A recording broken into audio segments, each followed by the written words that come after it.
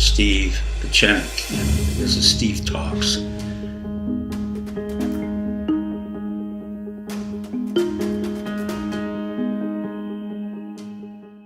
Good evening, this is Dr. Pachenik, and this week we've had quite an interesting series of events. Number one, the DCI, the Director of the Central Intelligence Agency, Mike Pompeo, who was number one at West Point, has agreed with Donald Trump, our president, to make sure that we no longer are going to enter into a regime change in Syria. And I think that's a very, very good decision. I've been lobbying for that for over 10 years because, as many of you know, I went to Syria on behalf of several of our colleagues, and I evaluated the situation then, and I still believe it's true that Bashar Assad and his family will control whatever remains of Syria, and the rest will be cannibalized between the Turks, the Kurds, and Iran. The second issue that's important is to recertify Iran. Every 90 days, the President of the United States has to recertify that Iran complies with the nuclear agreements that we made. I believe very strongly that Iran, although it appears to be a belligerent country, is very important to our national security. And the reason for that is, number one, it is an empire which has existed for well over 1,000 years. And like the Turks, who've existed for 800 years under the Ottoman Empire, the Persian Empire is probably a little bit longer and still remains within the Iranian people. Now, they do not want to go to war. They're not interested in nuclear war. They're not interested in war with Israel, or nor are they interested with war with any Sunni nation. They're very practical. They understand that business is business. They want to receive all the business that they can from Boeing, Airbus, Halliburton, and many of our other gas and oil companies.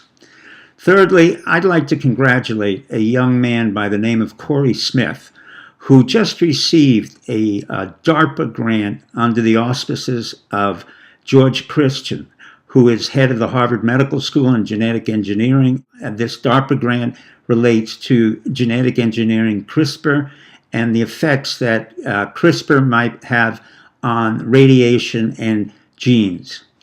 Now, let's get to another point that's important.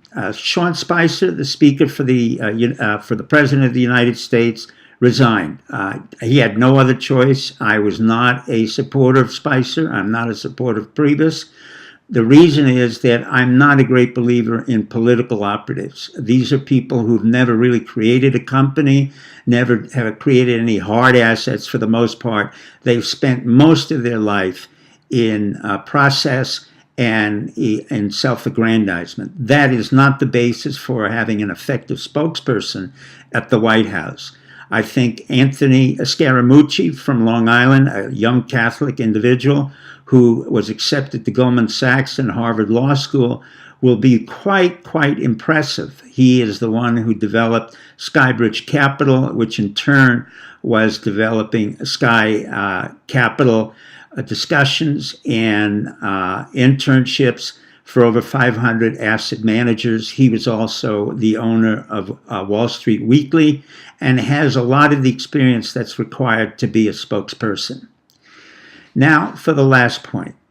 It's important that Trump not attempt to do a regime change either in North Korea or in any other country. The reason for that is that at present, we are in a very stable situation where our military has maintained their force structures in Iraq, Syria, Afghanistan, and around North Korea. They're not interested in engaging in a kinetic action. Instead, Mattis and McMaster's, Vodal, and many others in the military are interested in maintaining a status quo relationship where no one actor can get out of control. For them to get involved in kinetic action would demand too much resources from the United States and a public will that doesn't exist there anymore. Let me quote to you Lloyd Blankfein from Goldman Sachs. The president of Goldman Sachs once said, "I tried so hard to become a nerd, but I didn't even accomplish that." So on that note, I want to bid you farewell, good night, and good luck. Hi, this is Dr. Steve Pachenik. This is Steve Talks.